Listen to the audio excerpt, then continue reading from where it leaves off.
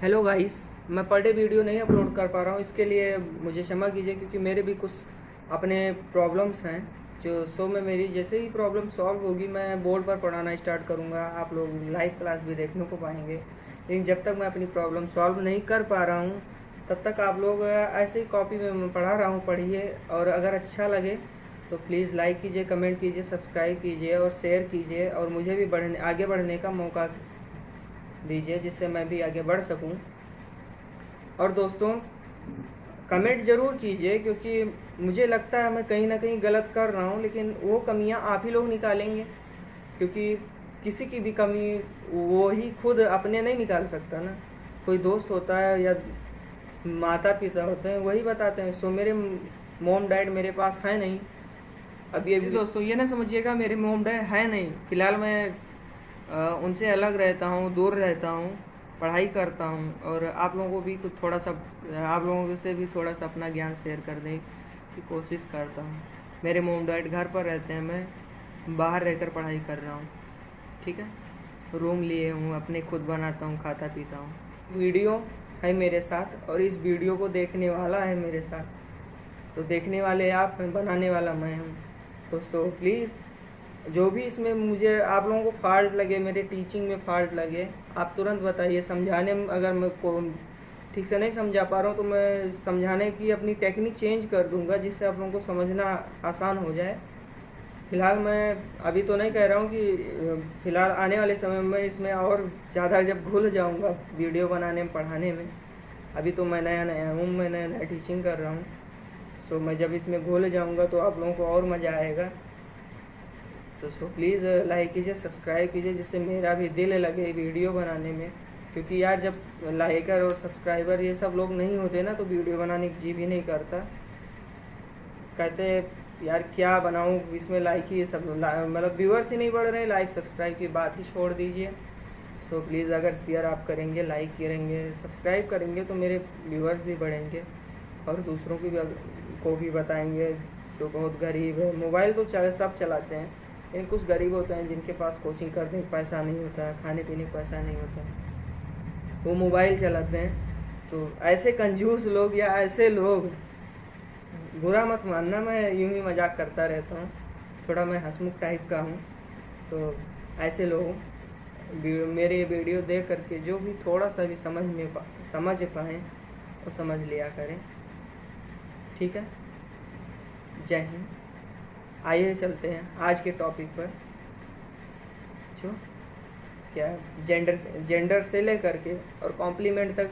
Complement कितने part होते हैं इतना तक मैंने बताया है, और कॉम्प्लीमेंट के पार्ट्स के डिस्क्रिप्शन के बारे में मैं अगले वीडियोस में बताऊंगा। फ़िलहाल देखिए आज का टॉपिक।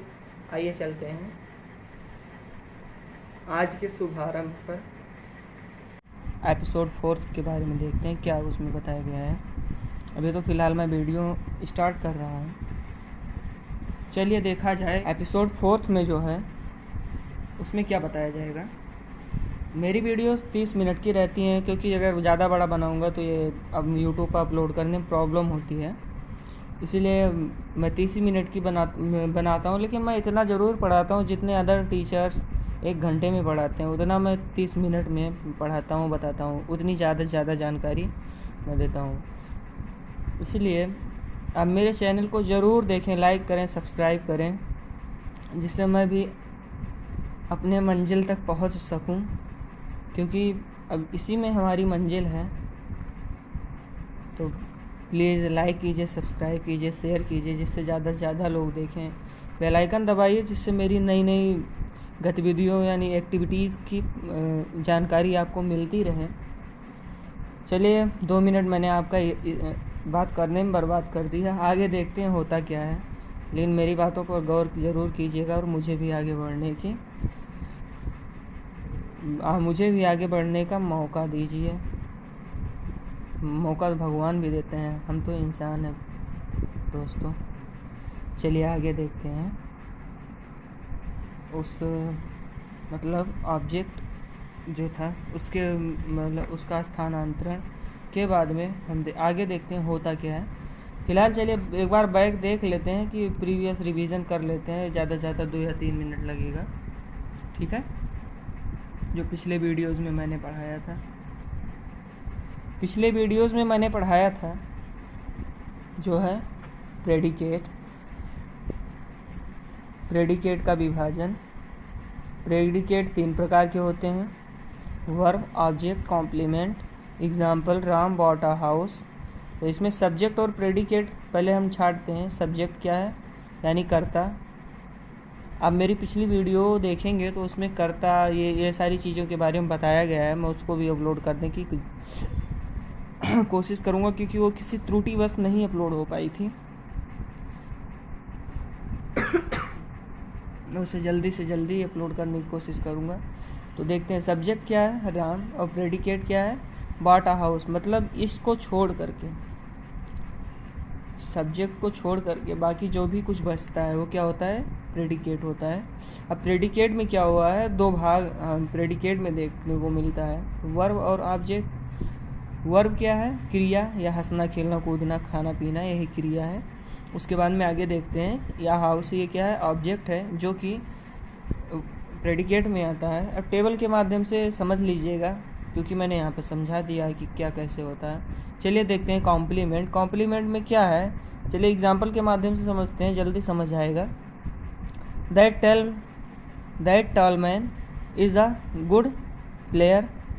तो इसमें क्या है, सब्जेक्ट क्या है, दैट टॉल मैन क्या है, ये सब्जेक्ट है। और वर्ब क्या है, इसमें इज़ है। और कॉम्प्लीमेंट अ गुड प्लेयर। ठीक, आगे देखते हैं ऑब्जेक्ट। ऑब्जेक्ट का अर्थ क्या है, ऑब्जेक्ट मतलब कर्म। ये क्या है, सकर्मक क्रियाओं, यानी जो ट्रांसिटिव वर्ब है के बाद इसका आना अनिवार्य होता है। ये 2 प्रकार का होता है। डायरेक्ट ऑब्जेक्ट, जिसे निर्जीव, जैसे कोई सेंटेंस दिया उसमें अगर कोई निर्जीव बात कही गई है, जैसे कुर्सी, मेज, ये क्या है, ऑब्जेक्ट ही है, तो इसको हम डायरेक्ट ऑब्जेक्ट कहेंगे। और अगर आदमी के बारे में बताया गया है या किसी जीवधारी चीज़ के बारे में बताया गया है तो उसको क्या कहेंगे, इनडायरेक्ट ऑब्जेक्ट कहेंगे। और वाक्य में क्या का प्रश्न करने पर जो भी आंसर आएगा वो डायरेक्ट होगा। वाक्य में किसको प्रश्न करने पर जो भी उत्तर आएगा वो क्या होगा, इनडायरेक्ट। आइए देखते हैं डायरेक्ट ऑब्जेक्ट और इनडायरेक्ट ऑब्जेक्ट एग्जाम्पल के माध्यम से क्या है। पहले डायरेक्ट ऑब्जेक्ट देख लेते हैं। Ram gave me a book. Ram ने मुझे एक किताब दिया। अब यहाँ पे हम प्रश्न करेंगे, राम ने मुझे क्या दिया, किताब दिया। ये निर्जीव ही है ना, इसलिए ये डायरेक्ट ऑब्जेक्ट हो गया। अब इसी में हम इनडायरेक्ट खोजते हैं, इनडायरेक्ट ऑब्जेक्ट जो कि इनडायरेक्ट है। प्रश्न करते हैं, राम ने किताब किसको दिया, या राम ने किसको किताब दिया। उत्तर है मुझे। मैं कौन हूँ, मैं एक सजीव ही तो हूँ, इसीलिए ये ऑब्जेक्ट इनडायरेक्ट ऑब्जेक्ट कहलाया। अब यहाँ देखते हैं ऑब्जेक्ट का स्थान परिवर्तन। अगर क्रिया के तुरंत बाद डायरेक्ट ऑब्जेक्ट लिखना चाहें तथा इनडायरेक्ट ऑब्जेक्ट को बाद में लिखना चाहें, ये नोट एज इट नोट में देख लेते हैं। इनडायरेक्ट ऑब्जेक्ट से पूर्व टू या फॉर जो भी वाक्य के लिए उपयुक्त हो, जैसे एग्जाम्पल के माध्यम से समझते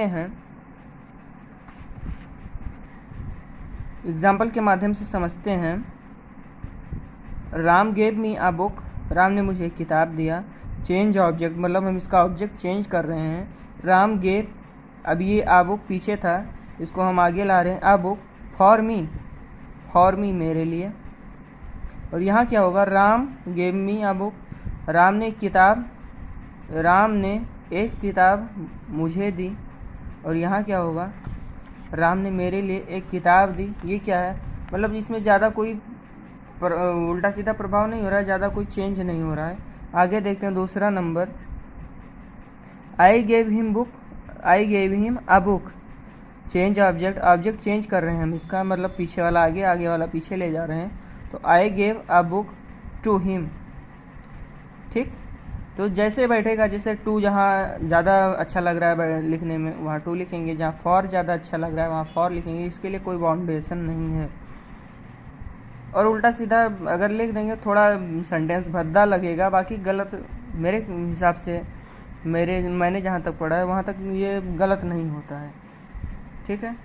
सो गाइस आइए चलते हैं आगे। आज आगे क्या पढ़ना है उसको देखते हैं। 7 मिनट इसी में बीत गया, फिर भी रिवीजन हो गया, ये बहुत अच्छी बात है। आगे देखते हैं। हेलो दोस्तों, चलिए देखते हैं आज क्या पढ़ाना है। क्या पढ़ाना है? जेंडर। जेंडर क्या है, मतलब जेंडर के बारे में क्या बताना है वो हम देखते हैं। सॉरी, यहाँ जी की जगह ई लिख गया।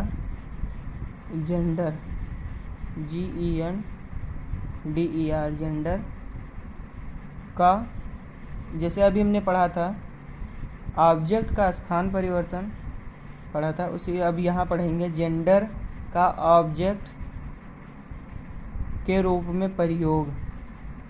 क्या है? के रूप में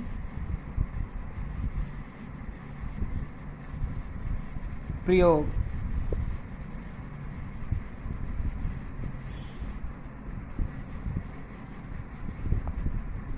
आइए देखते हैं इसके बारे में। ठीक है दोस्तों, जेंडर को क्या कह सकते हैं? जेंडर को हम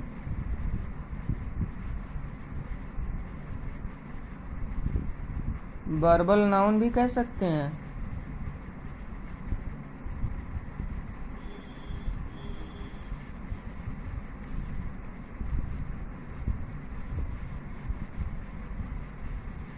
या यूं कहें जेंडर एक वर्बल नाउन है। ठीक है, दोनों एक ही बात हुई। अतः हम आगे देखते हैं। इसे सब्जेक्ट और ऑब्जेक्ट दोनों तरह से प्रयोग किया जा सकता है। जैसे क्या है देखते हैं, दूसरी नोट्स में लिख लें ताकि भूलना ना रहे, या फिर ये ना समझे कि मैं क्या बोल रहा हूँ, समझ में नहीं आ रहा है आप लोगों को। इसे क्या है, ऑब्जेक्ट तथा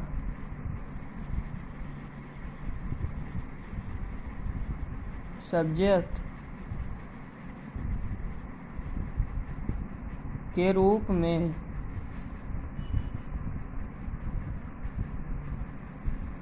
प्रयोग कर सकते हैं।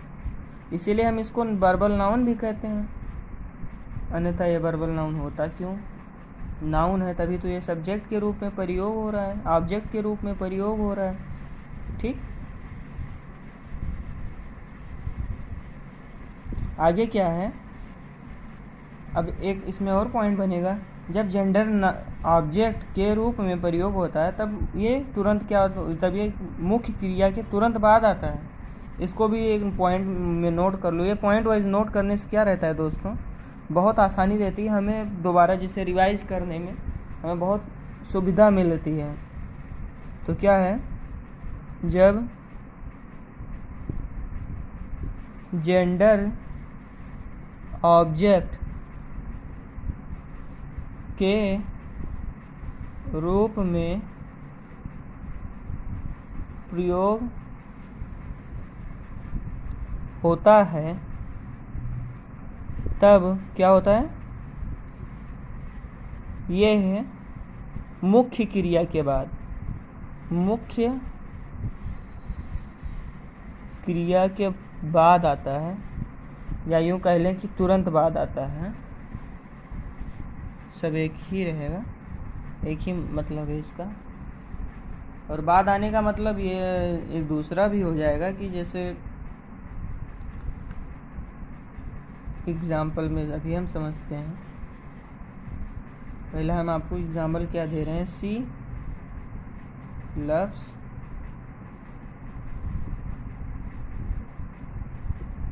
स्विमिंग। हम आपको एग्जाम्पल क्या दे रहे हैं, सी लव्स स्विमिंग। अब यहाँ इसको पहले हम ध्यान में रख लें, के बाद हमने यहाँ कहा था, एक के बाद जानते हैं, के बाद का मतलब हो जाता है कि इसके बीच में और कुछ भी आ सकता है, इसके बाद में भी ये आ सकता है। तो इसको पहचानने के लिए क्या करेंगे कि ये क्या है, ये एक मुख्य क्रिया है और इसके बाद में आता है, और पीछे क्या लगा होगा, जैसे स्विम मीन्स तैरना और स्विमिंग मीन्स तैर रहा है, तो यहाँ ing लगा होगा, ठीक है। स्विमिंग, ये ing ज़रूर लगा होगा, ये मस्ट है। अगर ये नहीं लगा है तो फिर ये जेंडर में यूज़ इसका नहीं हुआ है। जेंडर का में ऑब्जेक्ट, जो ऑब्जेक्ट हो जेंडर में नहीं यूज़ किया गया, जेंडर का नहीं यूज़ किया गया है। और अब यहाँ समझते हैं जेंडर को हम वर्बल नाउन भी कह सकते हैं, क्योंकि हम इसको अभी जैसे एक ट्रांसलेशन होता है, हम इसको अगर बनाने लगेंगे तो इसको हम आगे भी लिख सकते हैं। जैसे अरे जैसे हुआ अभी याद नहीं आ रहा, आगे मैं पढ़ाऊँगा, ठीक है। और इसे ऑब्जेक्ट तथा सब्जेक्ट के रूप में भी प्रयोग कर सकते हैं। ऑब्जेक्ट के रूप में मैं यहाँ बता रहा हूँ कैसे प्रयोग होगा, और सब्जेक्ट के रूप में मैं जब ट्रांसलेशन पढ़ाऊँगा तब मैं वहाँ बताऊँगा कि सब्जेक्ट के रूप में कैसे प्रयोग किया जाएगा। तो ये क्या है, यहाँ ing क्या है, ये इतना मस्ट है, और ये तुरंत बाद होगा, ये बाद में होगा, ठीक है।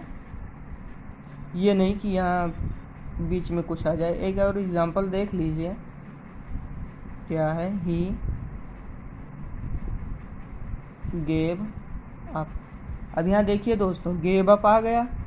अब आप इसमें ये मत भटक जाना कि गेव अप आ गया तो बीच इसके मतलब ये वर्बल जेंडर के बीच में और मुख्य क्रिया के बीच में अब क्यों आ गया, तो ये दोनों एक ही होगा। गेव अप यानी यहाँ गेव मीन्स देना होता है, लेकिन ये गेव अप का मतलब छोड़ देना हो जाएगा। तो यहाँ क्या हुआ, ही गेव अप स्मोकिंग, उसने धूम्रपान करना छोड़ दिया। यहाँ पे इसका ये प्रयोग हो जाएगा। होमोफोन्स पढ़ लीजिए और ऐसे दो चार जो वोकैबुलरी पढ़ लीजिए, इसी में ये सारा है, आगे मैं पढ़ाऊँगा। चलिए अब आगे क्या जानते हैं। देखिए 30 मिनट क्या 14 मिनट का वीडियो अभी हो गया। फ़िलहाल मैं कोशिश करूँगा आज 2 वीडियो पढ़ जाए, क्योंकि मैं थोड़ा लेट से पढ़ा रहा हूँ, मतलब थोड़ा स्लो आज पढ़ा रहा हूँ, इसीलिए मैं सोचूंगा कि आज मेरा 2 वीडियो अपलोड हो जाए। अब क्या देखते हैं, इन्फिनिटिव वर्ब, इन्फिनिटिव का ऑब्जेक्ट के रूप में प्रयोग। इन्फिनिटिव वर्ब तो मैं पहले ही पढ़ा चुका हूँ फर्स्ट वीडियो में। मैं कोशिश करूँगा कि मेरी फर्स्ट वीडियो अपलोड हो जाए जल्दी से जल्दी, जिससे आप लोग उसको भी जान सकें कि उसमें मैंने पढ़ाया क्या था, ठीक है।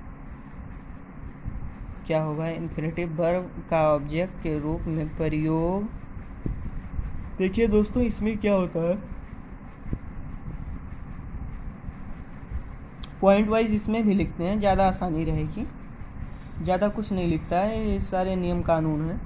इन्फिनिटिव वर्ब, सॉरी, जो इन्फिनिटिव है, इन्फिनिटिव, ये इन्फिनिटिव वर्ब मैं पढ़ाऊँगा आप लोगों को, अभी पढ़ाया नहीं है। इसके बारे में थोड़ा सा मैंने बताया है पिछले वीडियोस में, और इसको कम्प्लीटली मैं पढ़ाऊँगा जब मैं पार्ट ऑफ सेंटेंस, ये क्या होता है, noun pronoun, part of speech जब मैं पढ़ाऊँगा। देखते हैं infinitive verb, two plus verb, इसका क्या मतलब है,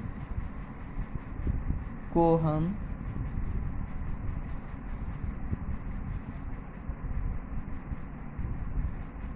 सब्जेक्ट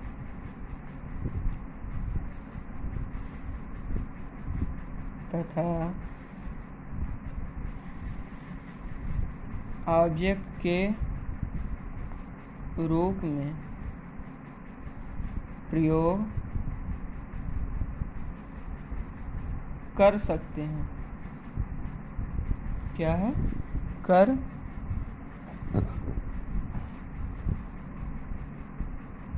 सकते हैं।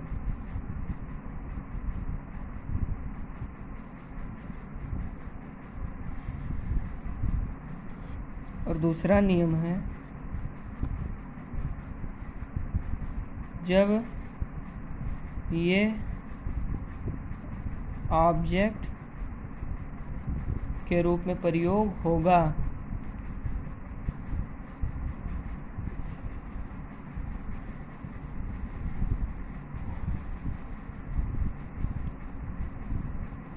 होगा तब क्या होगा दोस्तों, ये जो है क्रिया के बाद आएगा। क्या होगा, क्रिया के बाद में आएगा।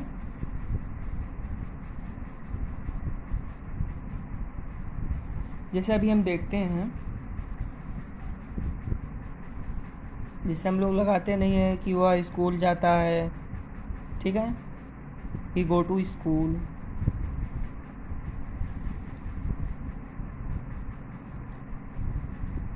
लिखते हैं ही वांट टू गो। क्या है, ही वांट टू गो, वो क्या है, वो जाना चाहता है, ठीक है, he want to go. Want means चाहना, ठीक है, वांट ये क्या है, ये एक वर्ब है और ये क्या है, इन्फिनिटिव वर्ब। अब इसको अगर हम ऐड कर रहे हैं तो ये क्या हो जाएगा, इन्फिनिटिव का ऑब्जेक्ट के रूप में प्रयोग हो जाएगा। और इसी टू को अगर मैं आगे लिखूँ, to want, he go to want, ठीक, तो ये क्या हो जाएगा, ही गो टू वांट, ये ऑब्जेक्ट हो जाएगा और क्रिया ये हो जाएगी, ठीक है। अब मैं नियम के हिसाब से समझा रहा हूँ आप लोगों को। इन्फिनिटिव टू प्लस वर्ब को हम सब्जेक्ट तथा ऑब्जेक्ट के रूप में प्रयोग कर सकते हैं। टू प्लस वर्ब क्या है, यही तो है, वर्ब और टू को जोड़ दिया, इसको मैंने टू, ये क्या है, ये इन्फिनिटिव है, इसका ऑब्जेक्ट के रूप में प्रयोग हो रहा है। और जब जैसे वांट में चाइना और ऐसी बहुत सारी क्रियाएं हैं, जैसे हो जाएंगी आपकी लाइक्स हो जाएगी, डिसाइड हो जाएगी, ऐसी बहुत सारी क्रियाएं हैं। इसमें क्या होगा, जब टू हम जोड़ देंगे तो ये क्या हो जाएगा, इन्फिनिटिव का ऑब्जेक्ट के रूप में प्रयोग हो जाएगा। और इसमें क्या होगा, जो आपकी मुख्य क्रिया होगी वो इसके बाद में प्रयोग होगी। एक और एग्जांपल देखते हैं, अभी पहला था, दूसरा देख लें।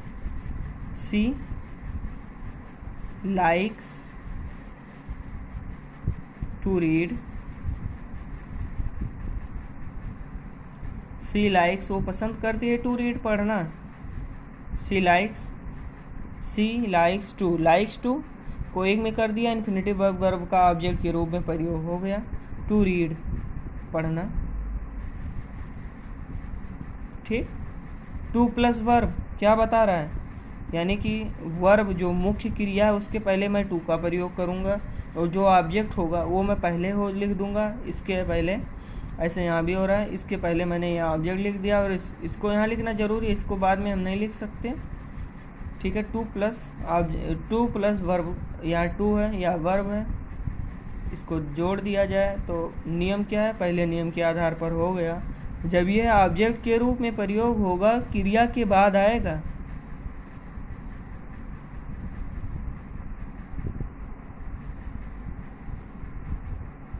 समझ में आया, ये अकेला क्या है, ये वर्ब है, लेकिन इससे पहले अगर मैं टू का प्रयोग कर दूं तो ये ऑब्जेक्ट हो जाता है और तब यहाँ पे मुख्य क्रिया ये हो जाएगी। ऐसे यहाँ पर भी है, जब मैं इसमें ये रीड यानी पढ़ना होता है, इससे पहले मैं टू का प्रयोग कर दूं तो ये क्या हो जाएगा, इन्फिनिटिव वर्ब का ऑब्जेक्ट के रूप में प्रयोग हो जाएगा और ये क्या बन जाएगी, आपकी मुख्य क्रिया। और ये क्या है, पास्ट इंडेफिनिट, ईएस क्या है, पास्ट इंडेफिनिट, ठीक है। ऐसे एक और एग्जांपल देख लो, क्योंकि अब तक समझ में नहीं आया होगा, क्योंकि मैं खुद ही कंफ्यूज था थोड़ा सा, ठीक है। We have decided to leave,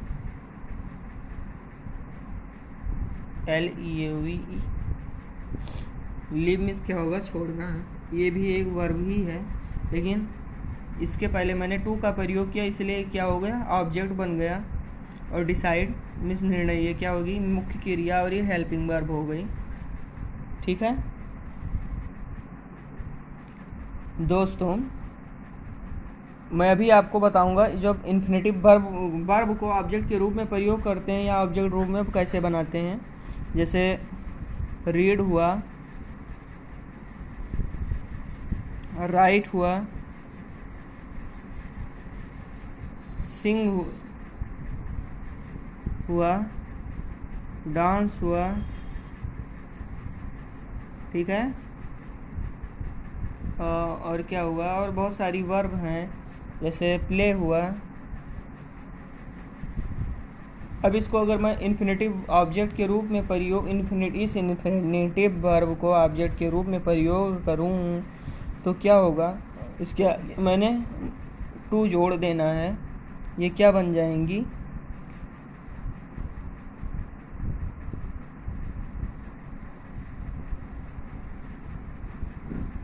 आपकी हो जाएंगी, इन्फिनेटिव वर्ब का ऑब्जेक्ट के रूप में प्रयोग हो जाएगा। अब इसको हम ट्रांसलेशन में आसानी से यूज कर सकते हैं, कोई संदेह नहीं कि ये गलत है, सॉरी इसमें कोई संदेह नहीं कि ये एकदम करेक्ट है, मतलब ये एकदम सही है और इसको हम ट्रांसलेशन में यूज कर सकते हैं। चलिए दोस्तों आगे देखते हैं। कम से कम 3 टॉपिक तो मैं आज ख़त्म ही कर दूँ इस वीडियो में, मैं यही कोशिश कर रहा हूँ, बकवास ना करके आगे मैं चलता हूँ जिससे मैं ख़त्म कर सकूँ। आइए देखते हैं क्या है अगला टॉपिक, कॉम्प्लीमेंट। ये बहुत मस्त है दोस्तों, पूरे ट्रांसलेशन में आता है, और कॉम्प्लीमेंट कह के पूरे टीचर्स चिल्लाते हैं, लेकिन समझ में तभी आएगा जब आप इसको अच्छे से पढ़े रहेंगे। तो क्या है कॉम्प्लीमेंट का विभाजन, यानी कि कॉम्प्लीमेंट का मतलब पूरक होता है, और इसका मैं आज बताऊंगा विभाजन। थोड़ा सा बता रहा हूँ क्योंकि वीडियो कंप्लीट होने वाली है और मैं 6 मिनट में इतनी ज़्यादा इसके पार्ट्स को नहीं बता पाऊँगा। तो चलिए बता देता हूँ कि ये मतलब कितने प्रकार के होते हैं, फिर अगले वीडियोज़ में मैं बताऊँगा। इन सभी टॉपिक्स मतलब रिलेटेड सारी चीज़ें मैं अगले वीडियोज़ में बताऊँगा। ठीक है, कॉम्प्लीमेंट 1-2 नियम भी लिख लीजिए, ज़्यादा नहीं। कॉम्प्लीमेंट में जिस प्रकार जैसे सांक्रामक ट्रांसिटिव वर्ब के बाद ऑब्जेक्ट की आवश्यकता होती है, उसी प्रकार वर्ब बी जैसे is, are, am, was, were के बाद कॉम्प्लीमेंट की आवश्यकता होती है। नियम में लिख लीजिए, नियम क्या है, ज़्यादा बकवास नहीं करूँगा, सॉरी आज मैं पता नहीं क्या दिमाग है आज, जैसे हो गया आपका, जिस प्रकार क्रिया जो है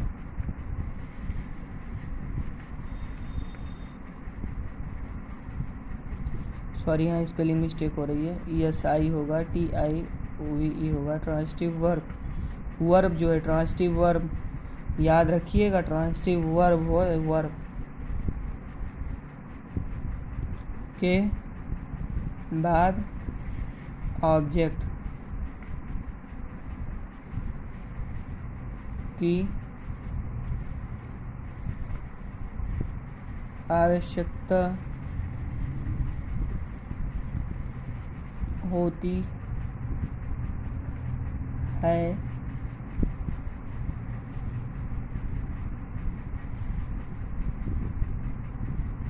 ठीक उसी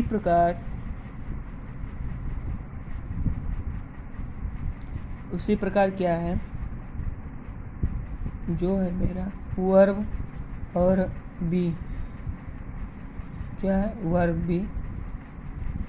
बी का मतलब क्या हुआ, जैसे इज, आर, एम हुआ, इज, आर, एम, या वाज, वेयर हुआ, वाज, वर हुआ, के बाद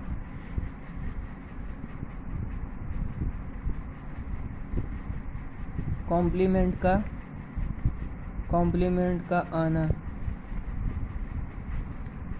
अनिवार्य है।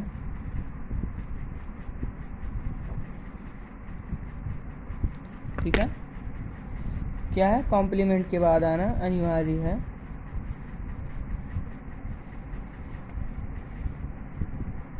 एक और देख लेते हैं, मतलब क्या है, क्या देखते हैं, एग्जाम्पल देख लें फिर समझ लें। एग्जाम्पल है मेरा, पहला है आई एम अ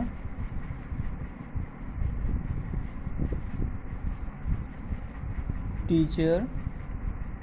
इसमें क्या है, देखिए नियम में क्या कहा गया है,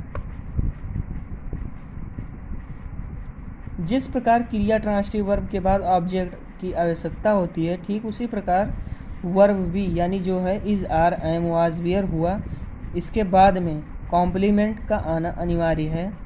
जैसे is are am was were, यहाँ is are am was were में से कुछ है, आई एम है।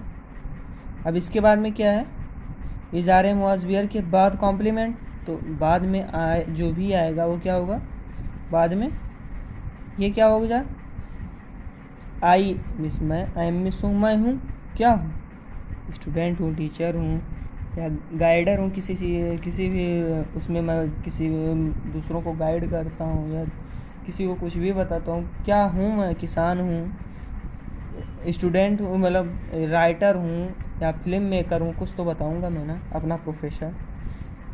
सो यहाँ क्या हुआ, अ टीचर, ये क्या हुआ, सेंटेंस को कंप्लीट करता है, एक सही अर्थ देता है। ऐसे दूसरा एग्जाम्पल देखते हैं। दूसरा एग्जाम्पल है यू, वही बताएगा, मैंने बोला था ना, आगे देख लें, इसके अलावा और कुछ आ ही नहीं सकता। कॉम्प्लीमेंट, बड़े बड़े सेंटेंसेस में भी कॉम्प्लीमेंट होते हैं, लेकिन अभी छोटे सेंटेंसेस से शुरुआत कीजिए, जब तीनों पार्ट में बताऊंगा तो वहाँ बड़े सेंटेंसेस आ भी जाएंगे। अब यहाँ आर के बाद में एन इंजीनियर हो गया, क्या हुआ, एन इंजीनियर। ठीक, इसके कितने प्रकार होते हैं ये देख लें दोस्तों। कॉम्प्लीमेंट जो है कितने, 3 प्रकार का होता है, का होता है। ठीक है, पहला क्या है, सॉरी इसको हेडलाइन की तरह लिखता हूँ जिससे आप लोगों को हाईलाइटेड लगे और अच्छी तरह से दिखे, समझ में आए। क्या है, नाउन क्या है, ये नाउन, नाउन फ्रेज, कॉम्प्लीमेंट हुआ। दोस्तों मैं अलग आया हूँ इसलिए मैं बोर्ड पर नहीं पढ़ा रहा हूँ, सो किसी तरीके से एडजस्ट कीजिए, फिर मैं जहाँ पर भी हूँ बोर्ड की व्यवस्था ज़रूर कर लूँगा, फिर मैं बोर्ड पर पढ़ाऊँगा। और दूसरा क्या है, यहाँ पे आपका एडजेक्टिव हुआ,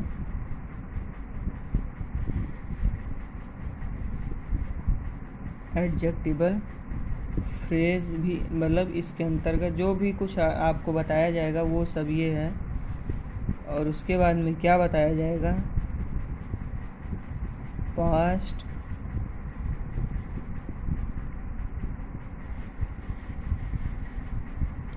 पार्टिसिपल,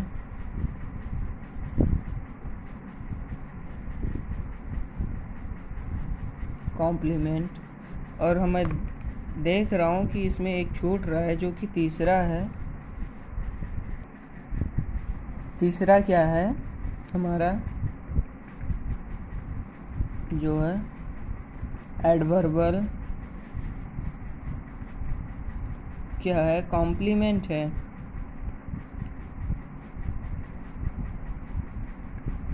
दोस्तों इस वीडियो में इतना ही। ये वीडियो में पार्ट ऑफ सेंटेंस एपिसोड 4 या 4 की के नाम से अपलोड करूँगा और इसके आगे वाला वीडियो मैं पार्ट ऑफ सेंटेंस एपिसोड 5 या 5वें के नाम से अपलोड करूँगा। सो गाइज़ इतना इस वीडियो में आप पढ़िए और एपिसोड 5वां भी आने ही वाला था, जल्द से जल्द आ जाएगा वो, जल्दी से जल्दी मैं उसको अपलोड करने की कोशिश करूँगा। और एपिसोड 5वें में इसी के आगे से, तुरंत इसी के आगे से और जितना आज पढ़ाया उसका रिवीज़न, मतलब जितना इस वीडियो में मैंने पढ़ाया है अगले वीडियो में मैं उतना रिवीज़न भी करवाऊँगा। सो इस वीडियो में अच्छे से पढ़िए, जो समझ में ना आए कमेंट कीजिए, लाइक कीजिए, सब्सक्राइब कीजिए। अगर मेरी टीचिंग नहीं अच्छी लग रही है या थोड़े भी मुझ में मिस्टेक्स है तो प्लीज़ कमेंट कीजिए, जिससे मैं अपनी टीचिंग को और अच्छे तरीके से, मतलब और अच्छी तरीके से मैं अपने आप को सुसज्जित कर सकूं, जिससे मैं आप लोगों के लायक हो जाऊं, आप लोगों को पढ़ाने लायक हो जाऊं। ठीक है, बीच बीच में बोलना, हंसना, ये सब होता रहता है, तभी माइंड जो है मेरा दिल नहीं उबता, माइंड डाइवर्ट होता रहता है। एक ही जगह पर अगर केंद्र करके बैठ जाओ तो या तो आप बहुत बड़े महात्मा बन जाओ, तब होगा, जिससे कोई कुछ काम नहीं रहता। भगवान की भक्ति में रहते हैं, ईश्वर अल्लाह की भक्ति में रहते हैं। ठीक है, या तो फिर आप पढ़िए, लेकिन अब ये नहीं कि इसी में घुस जाइए और सर भी दर्द होने लगे। इस तरीके से पढ़ाई नहीं होती है। चलिए, ये पढ़ाई की टॉपिक्स में बाद में करूँगा, फ़िलहाल ये वीडियो ओवर हो रही है, इसलिए मैं इसको क्लोज़ कर रहा हूँ। और मेरी अगली वीडियो जल्द ही आने वाली है, इसको पढ़िए, उसके बाद में उसको फिर इसी के आगे से पढ़िएगा, उसमें भी इसी के आगे से पाएंगे। सो लाइक कीजिए, कमेंट कीजिए, सब्सक्राइब कीजिए, जिससे मैं भी आगे बढ़ सकूं। आप लोगों की दुआ रहेगी तो मैं आगे बढ़ता रहूँगा। ठीक है, okay guys, bye, good night.